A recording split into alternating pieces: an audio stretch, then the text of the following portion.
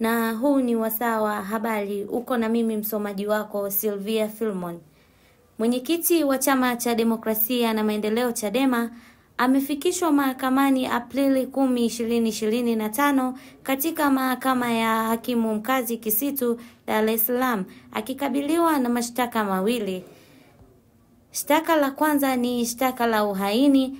Mwenyekiti wa Chama cha Demokrasia na Maendeleo Chadema anadaiwa kutoa matamshi ya kuhamasisha uasi na kuvuruga uchaguzi wakati wa mkutano wa hadhara huko Mbinga, mkoa wa Ruvuma.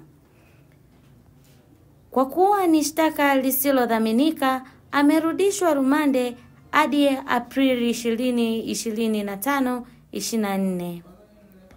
Shtaka la kuchapisha taarifa za uongo. Anadaiwa kuchapisha taarifa za uongo kupitia YouTube channel yake. Katika kesi hii amekana mashtaka na amepewa dhamana.